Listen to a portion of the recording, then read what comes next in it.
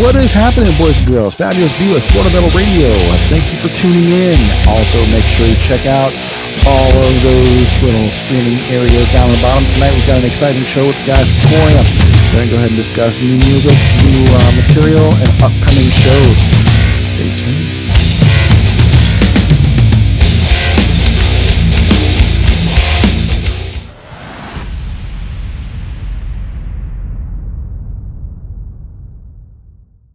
There. There we go. What's happening? Austin, you want to sit on the couch? Yeah, I'll sit on the couch. Come on, Austin, join us on the couch. Yeah. You guys get to sit on each other's laps and stuff. Hey, once in a band, I mean that's kind of how it goes, right? Everybody's got to sit on each other's lap at some point. Especially whenever on tour. Right. And you really say you toured if you haven't had two people using the toilet at the same time. Yeah, exactly. I mean, don't cross the streams, but I mean, shit.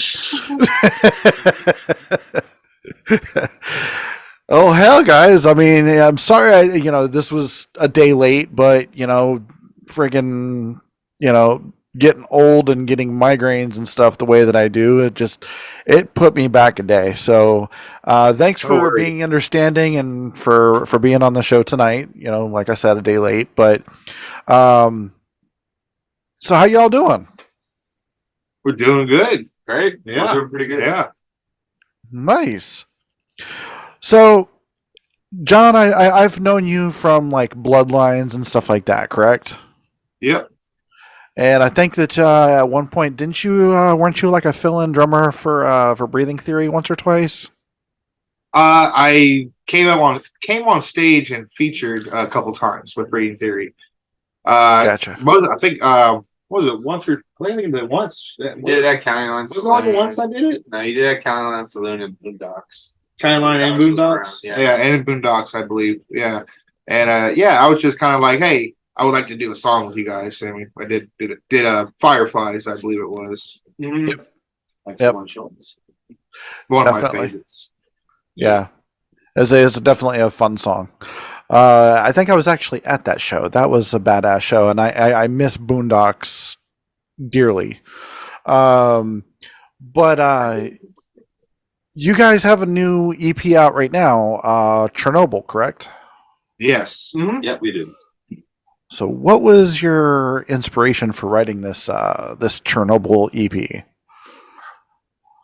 Well, we really wanted to get I think it stems from the name. Really. Get the name and get everything out there, and kind of what the name of the band means too, because the name Corium stems from the Chernobyl accident, from the nuclear meltdown. Because pretty much what happened was one day I was watching. I really like stuff about nuclear meltdowns, so I was kind of watching some stuff on YouTube one day, and this thing came across about Corium. It takes the most dangerous thing on Earth to make the most dangerous substance on Earth made by man. I'm like, that'd be a fucking cool band name. Yeah. Why can't I use? I was like, I want to use that. So I told the guy, I said, dude, like this is a cool kind of concept. It's like the most dangerous thing on Earth, make the most dangerous substance on Earth. It would make our music the most dangerous substance on Earth. I was like, I was like, it'd be like, I was going Death Clock. It'd be brutal. It'd be the blackest black. So I was like, dude, it'd be a cool name. And I kind of told him, I said, look, if we're going to do a EP, I was like, why don't we just call it Chernobyl after the whole thing? That's where we got our name from. It might as well just kind of put it out there and hey, this is how we got our name, how we where it's from, and then kind of do a little tribute to the little accident too. Hell yeah! So I mean, just putting two and two together. I mean, we got Corium that's from the Chernobyl accident. What's next? The 3 Mile Island meltdowns? Maybe? I mean, who knows, right? I mean, that could be a thing, but I mean, we understand that Corium has its like nuclear kind of theme to it too. At the same time, but we're trying to put things out there that hey, we're not just like we're not a nuclear themed band, but we're just kind of like we're regular guys too. But it's just a kind of awesome name to have too, you know. Goes with the Right brand on. and the image and Yeah. all that. So something we've tried to incorporate the whole time since the beginning of the band. Yeah, I mean, I think it's a good idea to kind of incorporate some kind of like It's metal, corium thing, nuclear. Because what corium is at Chernobyl factory is that everybody's heard the elephant's foot. Yes. That is corium. Okay. So it's like all the melted byproduct from the meltdown, like all the uranium, metal, concrete, and stuff like that that flowed through the pipes and settled down at the bottom. The most dangerous stuff is settled down at the bottom. That's corium. Nice. So basically, it's the shit that was left over from the meltdown. Yeah, pretty much like everything. You know what I mean? Right on. Right on. All right. So John, I know you. Austin, I know you. We've talked at a couple different shows. Hell, you guys played my the train wreck of a birthday show for this year, where it was just absolutely horrendous. I mean, it was funny. I think we salvaged it, and you guys salvaged it for the most part. I think it still was a great show. It was a really great show, really great scene. It really was. I mean, you just roll with the punches in some cases. The show must go on. Yeah, the show. You know what I mean? Exactly. Show Yeah. must go on. Yeah. I mean, it was funny because whenever I was first putting it together, because Ant told me, he goes, "We're having a birthday show for Florida Metal Radio," and I was like, "I don't think that this is a good idea." He goes, "No, we're gonna do it," and I was like, "I don't think that's a good idea." He goes, "No, February 24th, it's gonna be great," and I'm like, "I still don't think it's a good idea." Right. So he finally convinced me, and he was like, "All right, now I want you to go ahead and pick all the bands and put them all on the show." And I was like, "Okay, cool." So I reached out to you guys. I reached out to a couple other bands. I reached out to Canvas, and I was like, "All right, cool." And then just like shit just started hitting the fan, and I was like, "What the fuck? Wait, what's going on?" And he's like, "Oh no," he's like, we've got scheduling conflicts," and I'm like, "What? Okay, well here, you take care of this." And he was like, so I mean, it was like I said, it was doomed from the inception. I was, as a matter of fact, him and I laughed about it just the other day about how that show started off great, and it still ended halfway decent. We but had a great time. Yeah. Oh, yeah. Yeah, it started off great. I mean, so like I said, we got Austin, we got John, you other two guys want to go ahead and introduce yourselves? I was also in Bloodlines as well. I wanted to tell you that I was also in Bloodlines. I remember that. Didn't you guys have not the whole time, but it was most of the time. I would say 3 years out of the 4. Didn't you guys have Dave Marfit with you guys for a very short time? Dave was kind of like our hey, if I need a bass player kind of guy, fill in. Here he is. And then we had Glenn, and then Glenn moved up to Daytona Beach, and then No Self and him kind of hit it off, and that's what he joined No Self. And then Dave, I was like, "Dude, I need a bass player. Can you help me?" He's like, "Yeah, whatever, dude." You know what I mean? So Dave was like my little. My good friend, to do that, Oh yeah, and it helped that he was living with me too. Yeah, I was like, "Motherfucker, you gonna do this?" That was after the days where him and Colin were roommates, correct? That was shortly after. That was before them days, actually. In some cases, before him and Colin, before him and Colin lived together. Yeah. Wow. Yeah, because he kept coming to me for like artwork ideas for some of the breathing theory stuff, and I was like, all right, cool, so I was kind of working on some of the artwork behind the scenes, and it was funny because every time that he came to me with something, Colin and Corey kind of did their own thing. They were like, "No, that's not what we were wanting. We're going to do this." So it was like every time I did something for him, it was kind of like all for naught. So the other guys, you want to go ahead and introduce yourselves, please? So I am Kenneth Fez-Quinones, and I am the bass player for Corium. So Nice. yeah. I'm Pizza, and I'm one of the guitar players. Our other one is not present at the moment. He had some other things he had to take care of. Gotcha.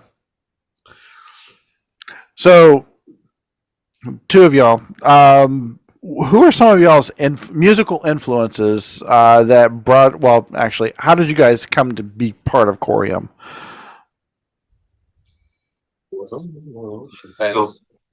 So pretty much beforehand I had a 4-string LTD based at the time that I bought on Facebook Marketplace, and one day I was with my parents and I was scrolling through Facebook and I see an ad from the band Corium saying that they still needed a bass player. And beforehand I said I've always wanted to be in a band because that was something that I've really always wanted to do. And I hit him up and said, hey, I have a bass, so I might be of assistance to you guys. And we started communicating, Austin and John. Mm-hmm. And so I met up with them, and me and the guitar player Will actually showed up at the same time. So Nice. which is unexpected.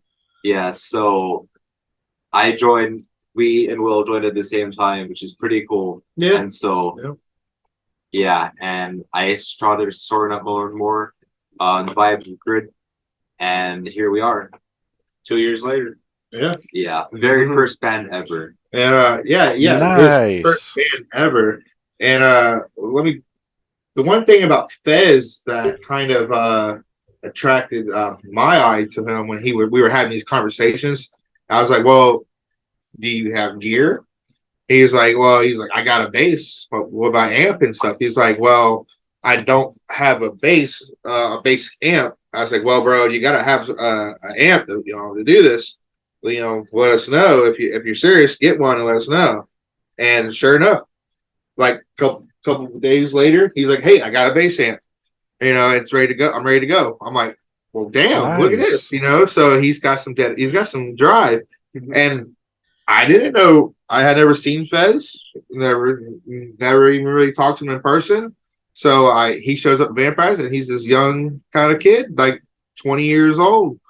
I'm like, huh. Nice. I was like, and our old guitar player at the time was like, nah, man, he's this young punk, young kid. He doesn't even know nothing. He's never been in a band. I'm like, hey, like young kids nowadays will surprise the hell out of you. Gatekeepers. Man. I was like, don't get it wrong. Maybe he knows some chops.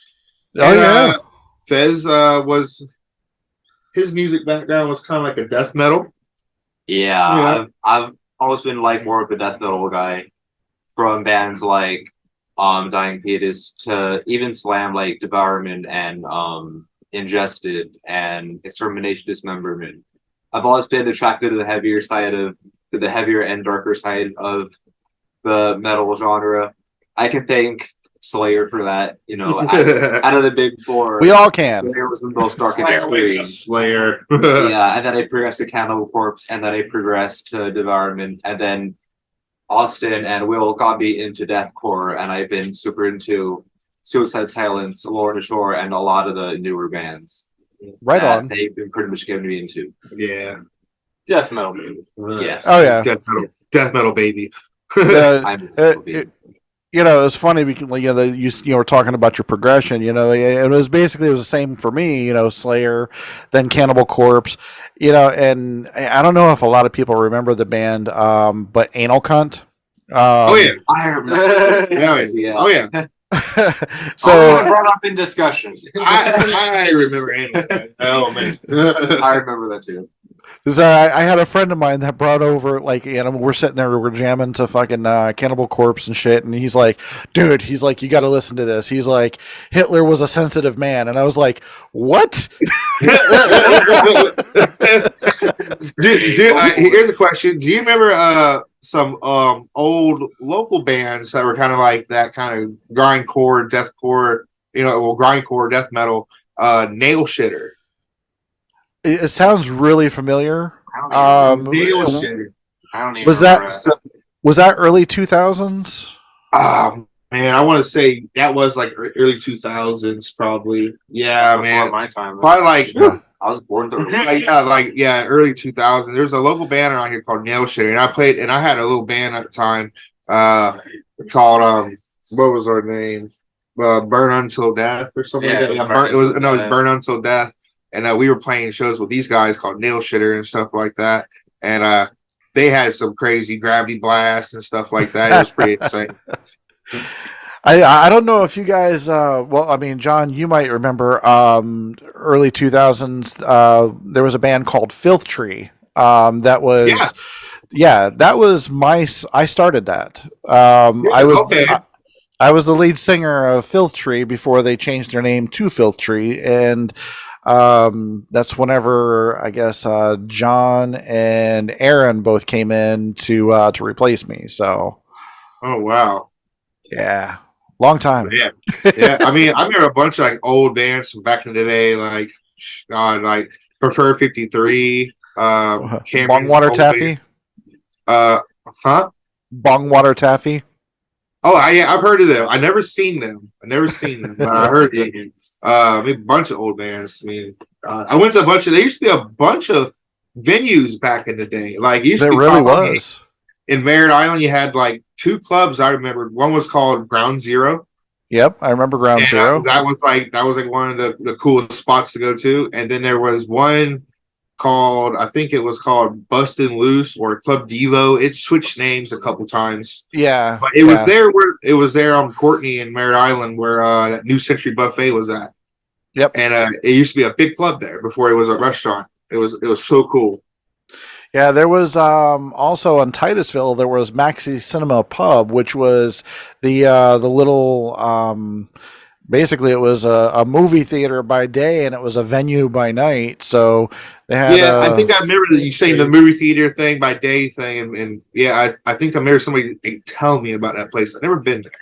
yeah, that was one of my first shows that I played live. Was right there at Maxi Cinema Pub. It was, I mean, it was awesome because I mean it was back in the day, and like you said, there were so many different venues around at that time that you could pretty much pick and choose. Kind of like the Edge, which I guess is now Aces Cafe over in Orlando. Yeah, which is going to be Currently, which is going to be some high rise An apartment complex. We're hearing soon, which is unfortunate. You know what I mean?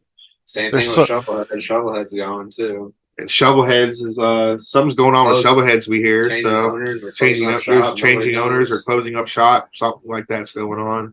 Well, I mean, it pissed me off whenever I found out that Club Firestone shut down, and then it was 579, and now I don't know what the hell they're doing now. Me and So John used to go. Yeah, out to whatever shows like happened to that. that? Me Yeah, and you know John that I used to go there and see all kinds of great shows. I mean, yeah. Burning Yeah. Fair Verona that played, Breathing Theory too. used to yeah, they that played stuff. there. Yep. I mean, I went there to go see the Black. Mechanism. I went to go see Camel Corpse, Black Dahlia Murder, and a couple other bands. You know what I mean? Like, and, Yeah.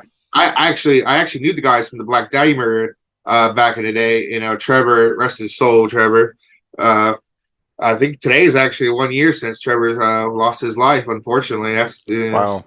crazy to think of. It's been 1 year already.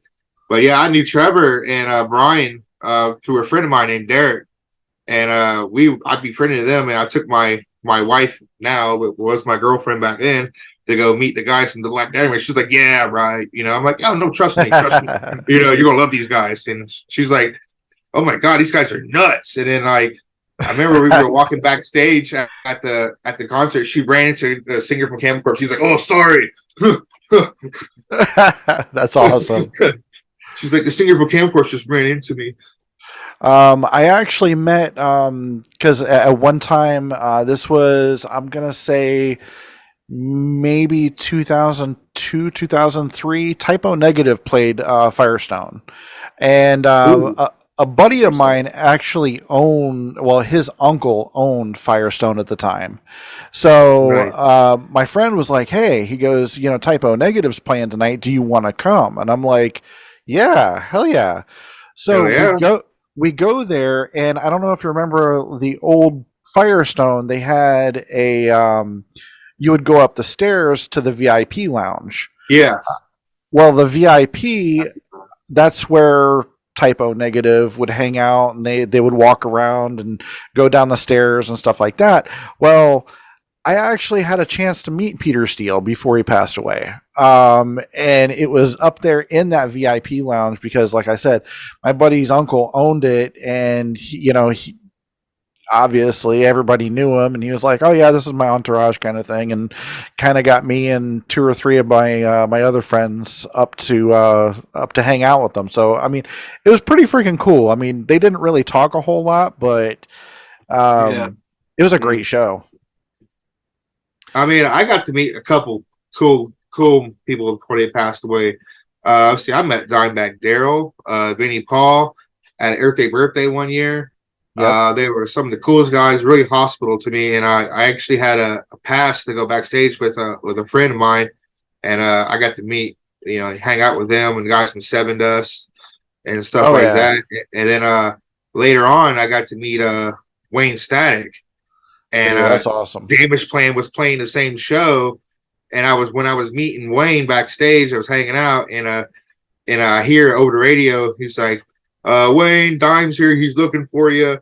and you hear somebody from across the backstage area screaming, "Wayne, where are you?" And here comes Dimebag walking up, and it's Dimebag Daryl. I'm like, "Holy crap!" That's awesome. And then he remembered me, She said, "Hey, I remember you, man, from birthday, man. You're the cat." I'm like, "Yeah, dude. What's up, dude?" I'm like, I hung out with you guys for a little bit. That's right. Nice. I whenever I was younger at I don't know if you remember Club Visage. Was it Visage?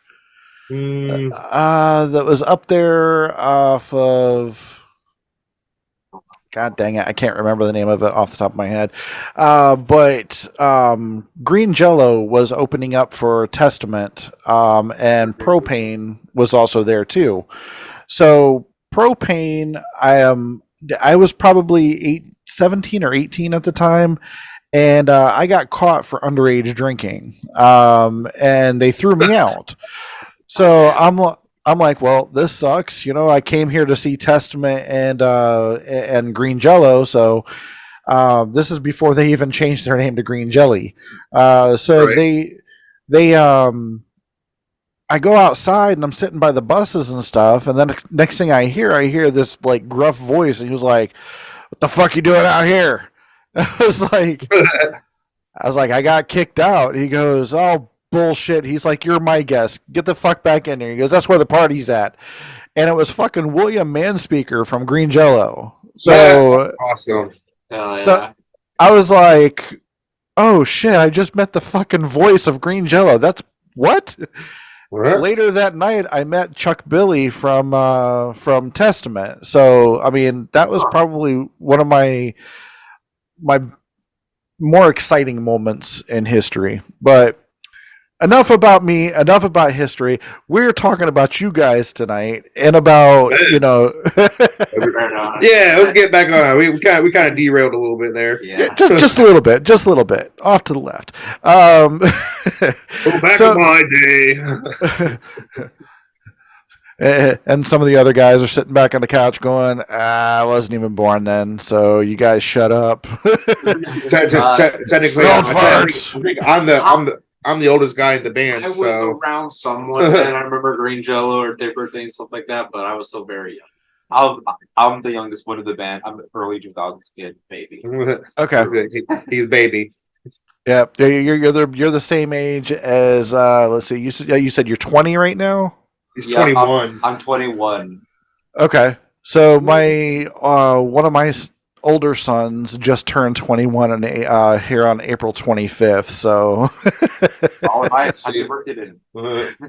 yep. Yeah, I keep trying to get him to come out to shows with me to meet, everybody, but he's more into Red Hot Chili Peppers and stuff like that. So it's kind of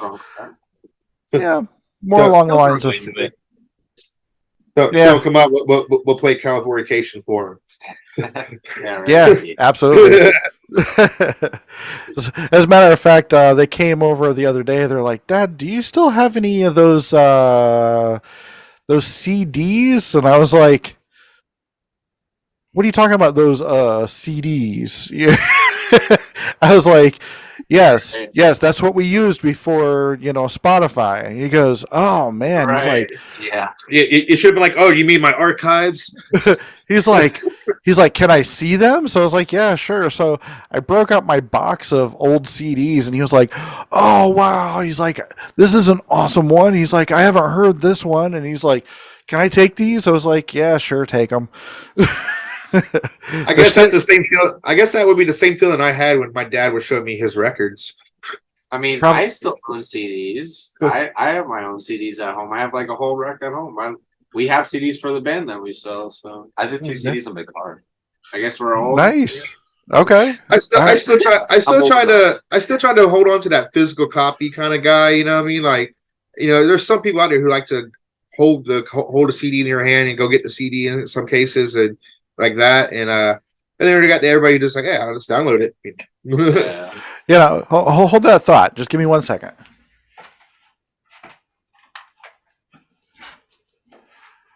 So, it's funny because my younger kids, they have absolutely no idea, the struggles of, what we had before CDs.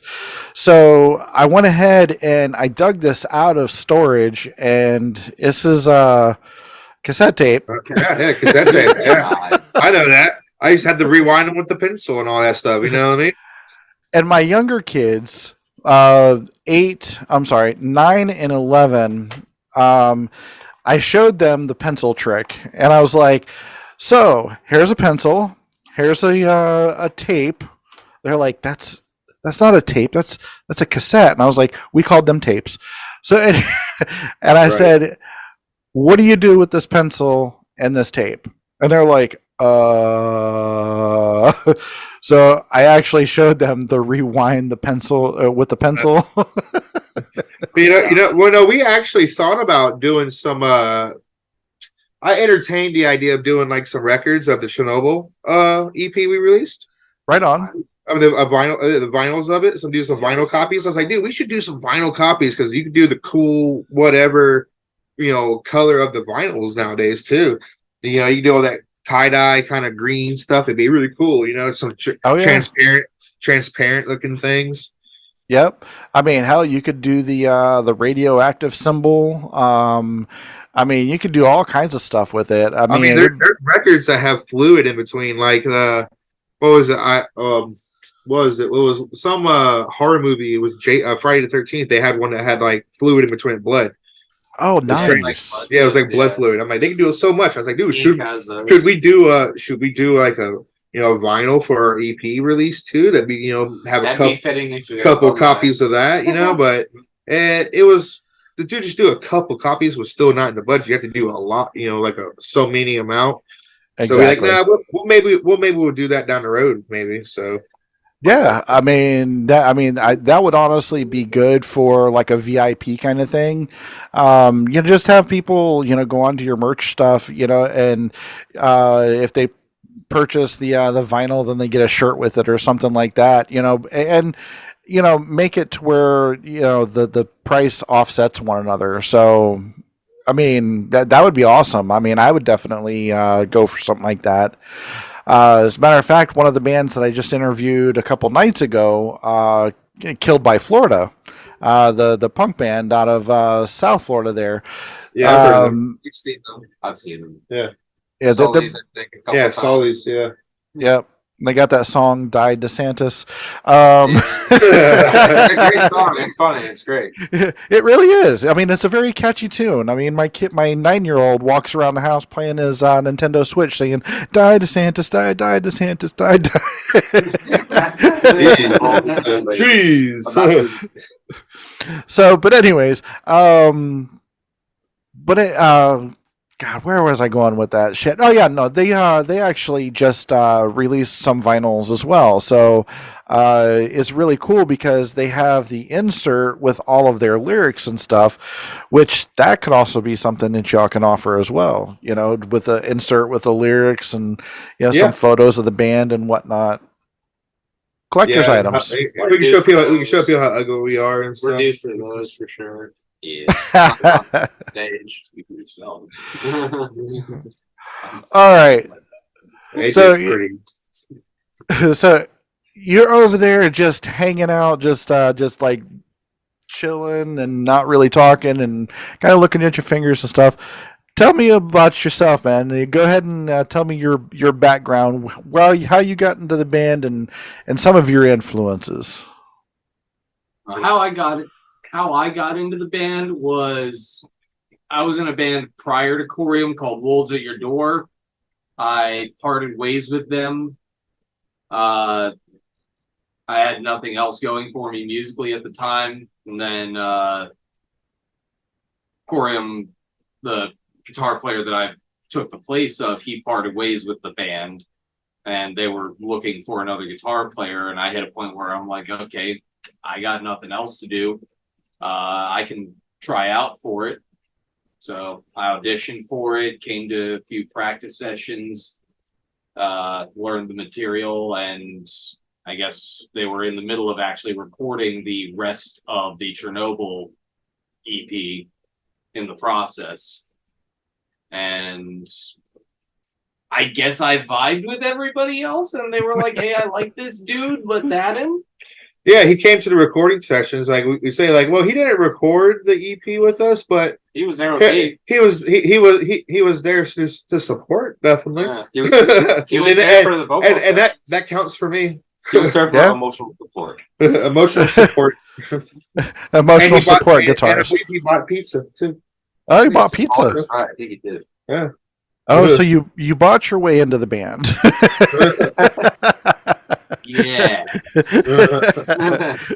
No. So, who are some of your influences, man? I mean, we've talked about like Slayer and stuff like that. I mean, tell me that like your influences are like David Bowie and Madonna and shit like that.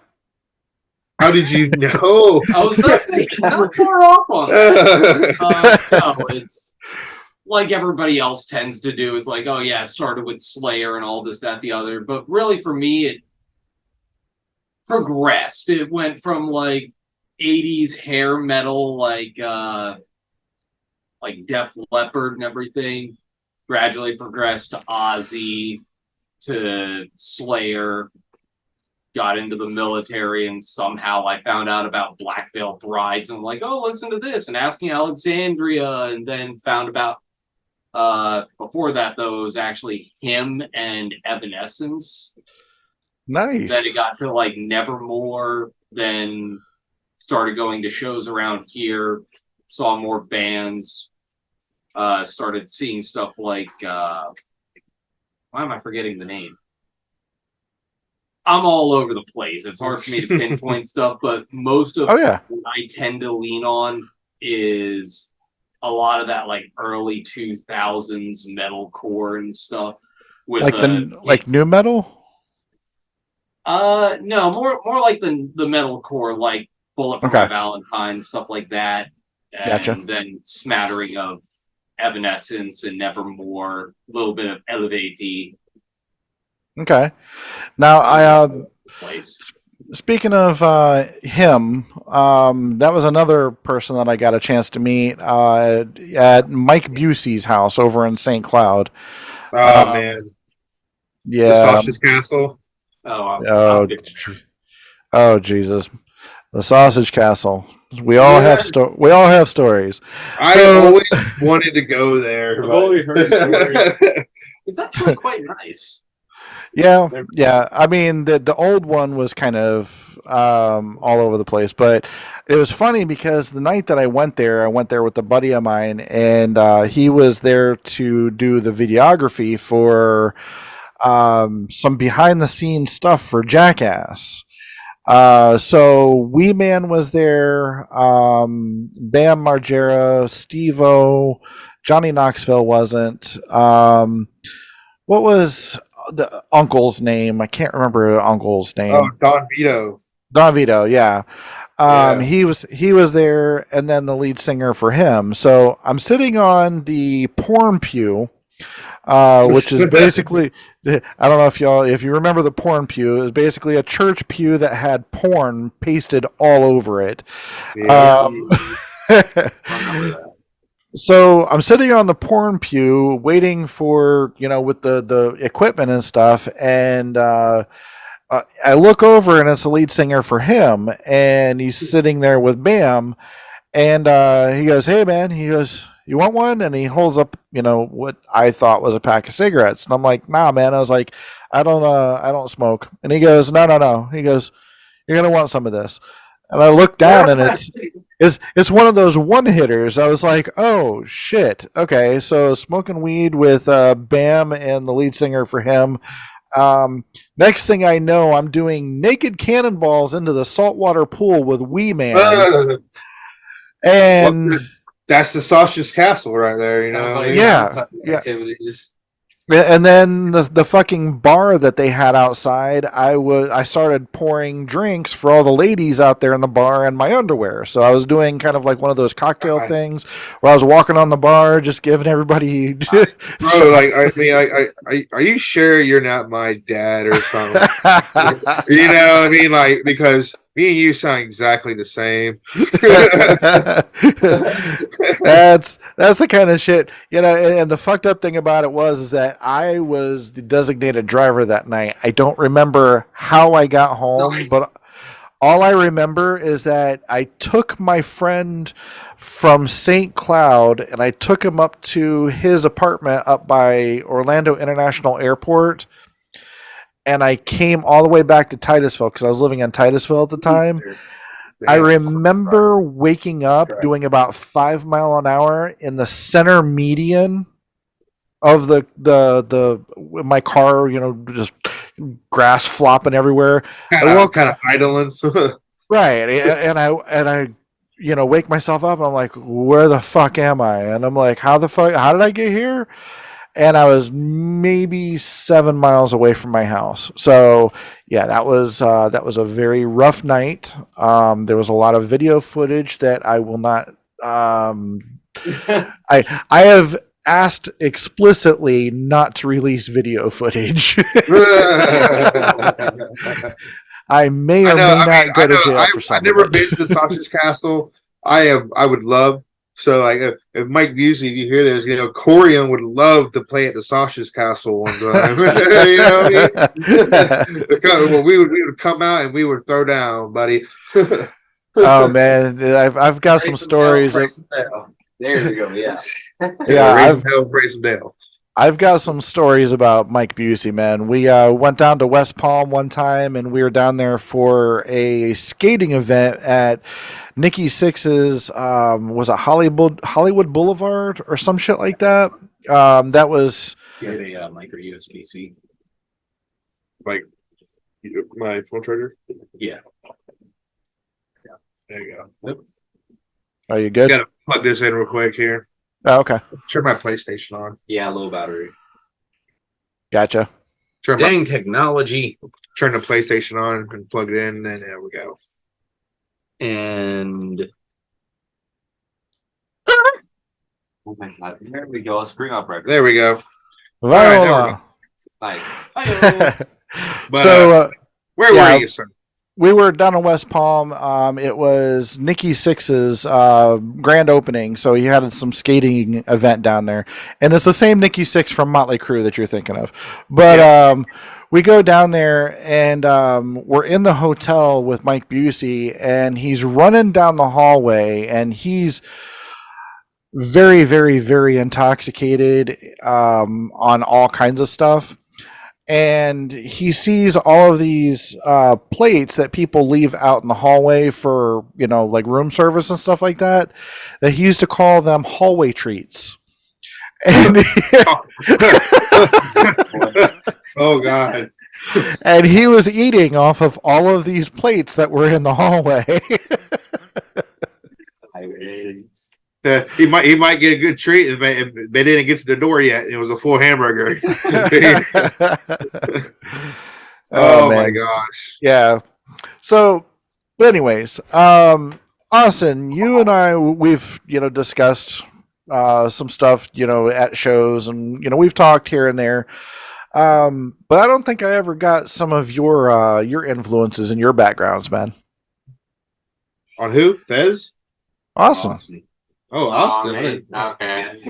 This guy. I wasn't so sure. Well, I mean, the influences, I mean, it kind of like for me, like I've been in the scene for a decent bit of time. So I started with metalcore from 2013 and progressively like went into just like gent, I would say progressive metal. And then when I met John years ago, I was friends with him, but I wasn't in bands. And then when we were both kind of like in that state of like we were wanting to do something, and that was 2015, I think, of like the very beginning of that year, we wanted to make Bloodlines, and that was like still metalcore, but we wanted to, put more influences than just metalcore. We wanted to put more than just like, deathcore, all that other stuff. And so we did that for 4 years, and then I mean that's what Corium is now. I would say just more evolved, and now it's deathcore.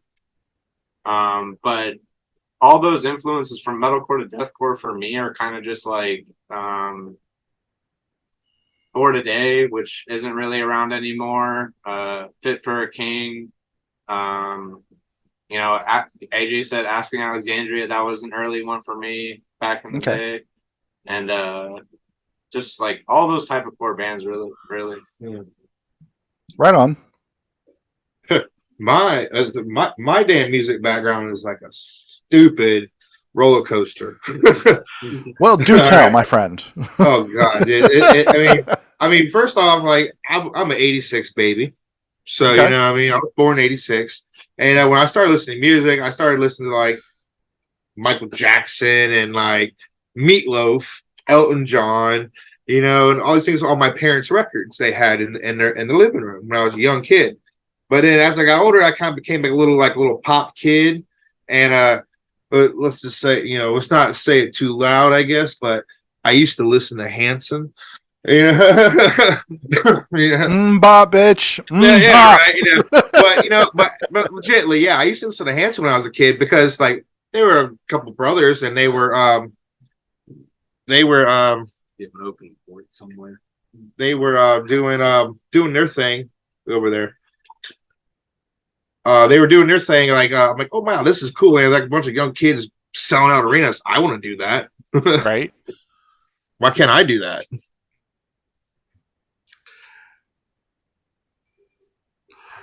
So I mean, I mean, sorry, I was replugging the computer back in. But other things I was listening to after that, I kind of involved like as I got older, as a teenager, I started listening to like a little bit of Green Day and other things, and I was kind of like I listened to a little bit of everything, honestly, a little country, a little rap, a little hip hop and stuff like that. But then it kind of hit home when I started listening to Korn. Okay. I was like, all right, I like this band right here. Korn was my band back in the day, and that's where I started really getting my influence to wanting to play drums. So I was like, I want to play drums like guys from Korn. You know what I mean? So that's kind of where it really kind of started with me, and then it progressed into to nowadays like the death metal stuff like and progressive death metal and all the other things. Go say Black Dahlia. Black Dahlia Murder, Sleep Token. Sleep Token, definitely. Sleep Token, definitely. That's like everybody likes that. I like Ghost. Yes. Baby metal. I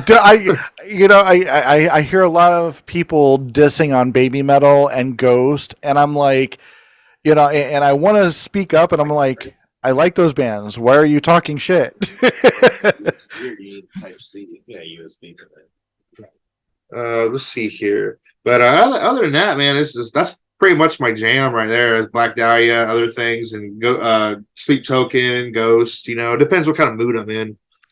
Ghost has a song out that every time I hear it, it sounds like Pokemon, and I'm like, are you? Every time I hear it, go get a cord. Okay, no problem. Here, you keep talking.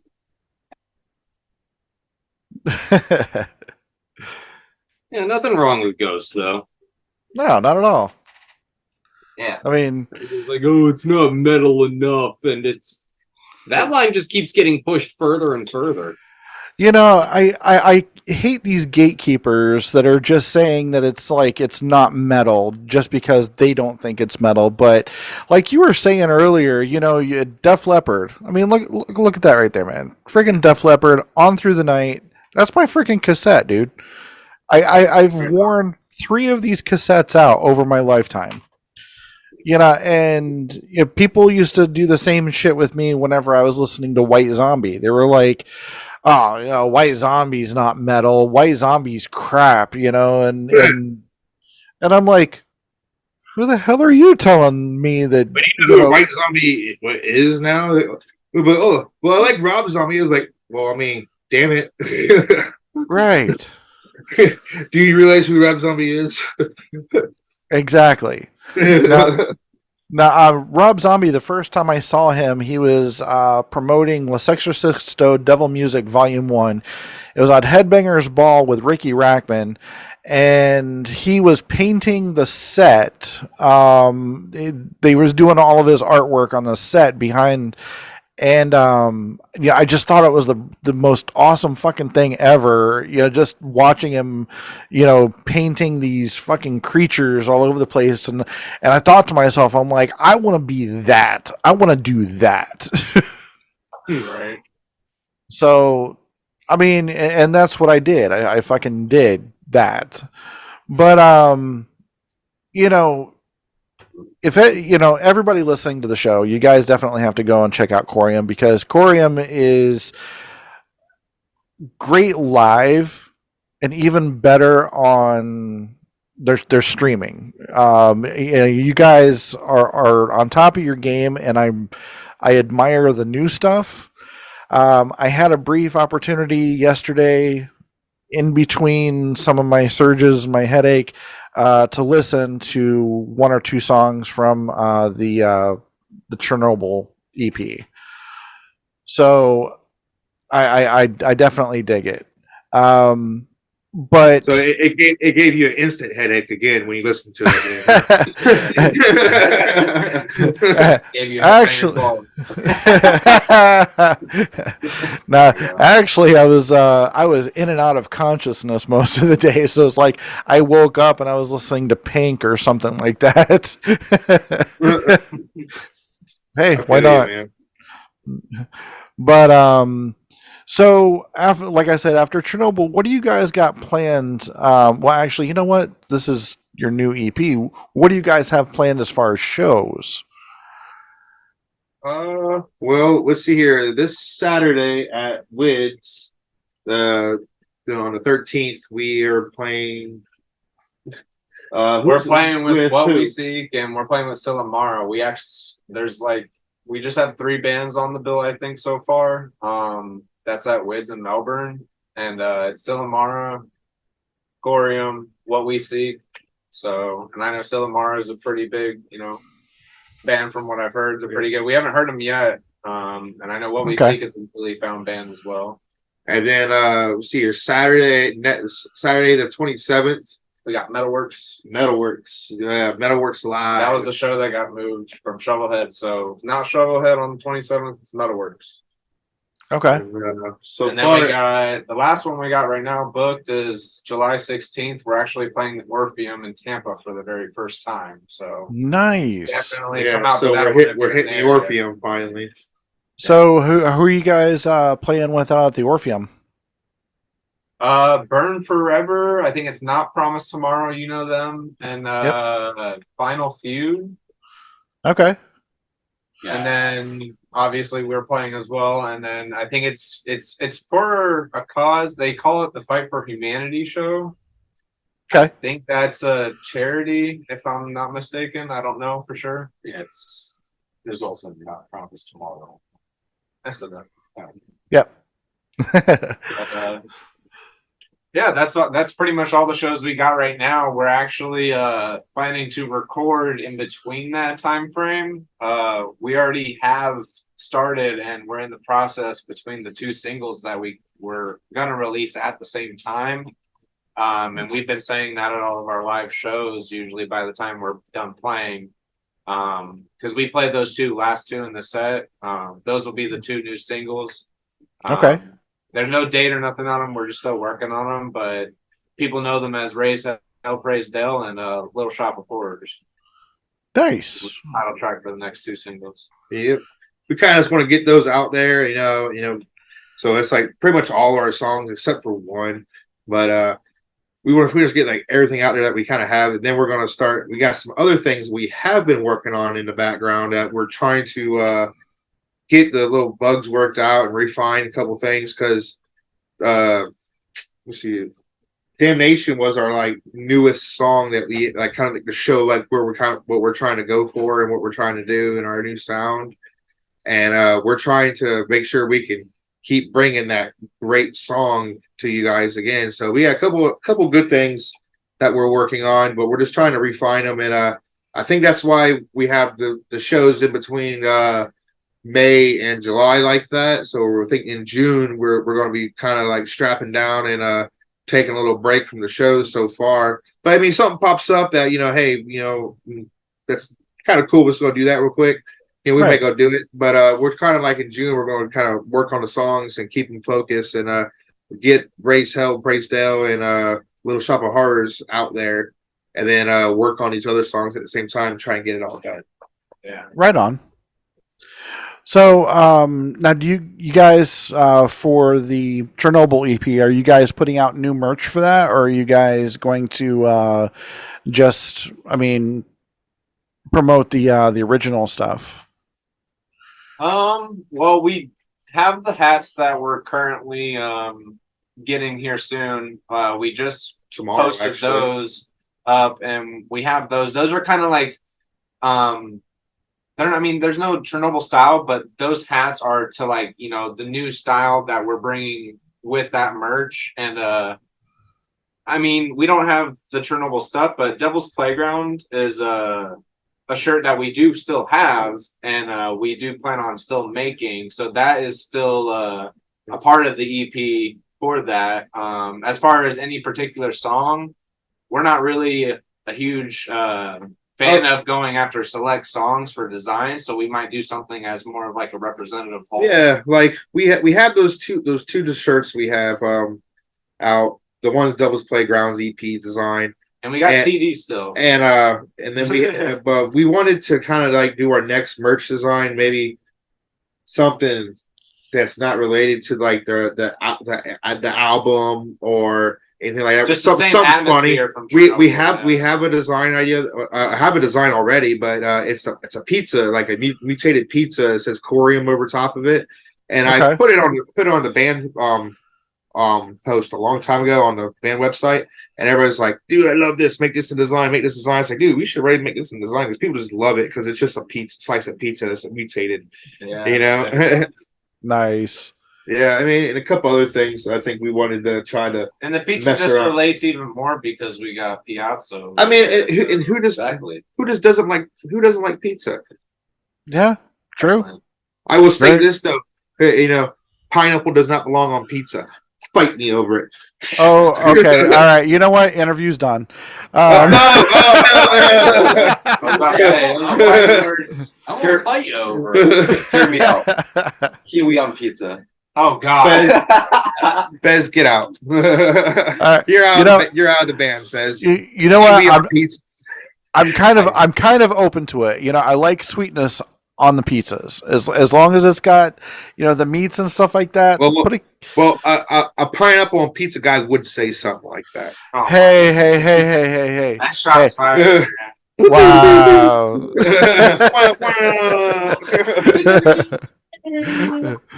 So, as far as the merch goes, I just passed you guys over something as well that you guys can offer to your fans for free, which would be the cell phone backgrounds. If anybody wants to go over to y'all's.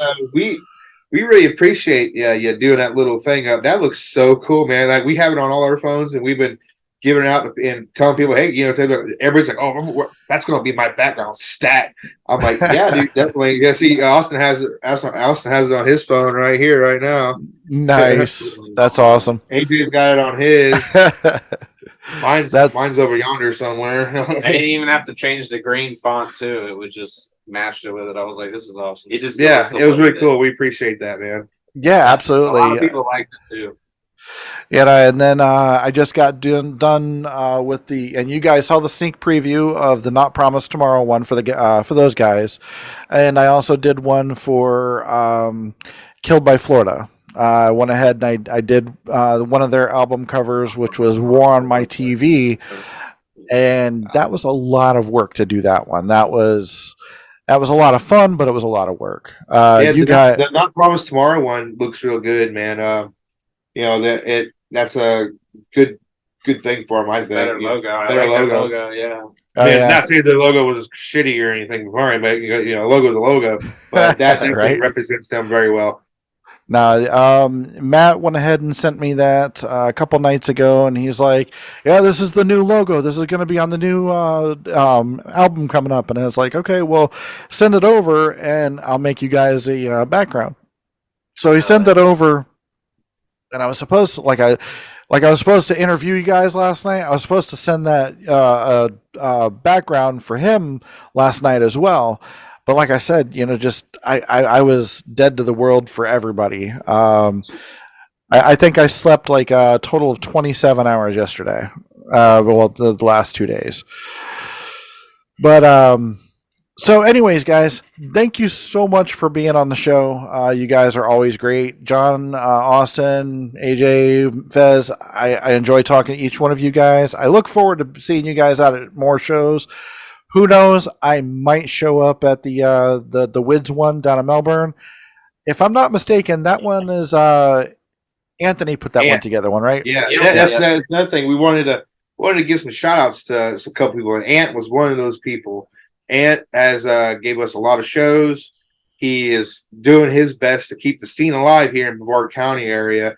And you know what? Without him, we wouldn't have these shows around here. So to him, kudos to Ant. You know what I mean? And like he is trying to keep his end going on his part of his end going, and keep his band stuff and family life at the same. Dude, oh, you guys dropped out. Oh well. So kind of touching on the end of that one as they dropped out. I'll definitely have them back on here at some point. But Anthony, you are doing one hell of a job for the scene. Extreme music scene is one hell of an opportunity for bands to come to the Space Coast. Keep plugging away, my friend. Corium, you guys are freaking epic. Y'all keep plugging away, keep making some great music, and by all means, if you guys like Florida Metal Radio, hit the like and subscribe buttons down here.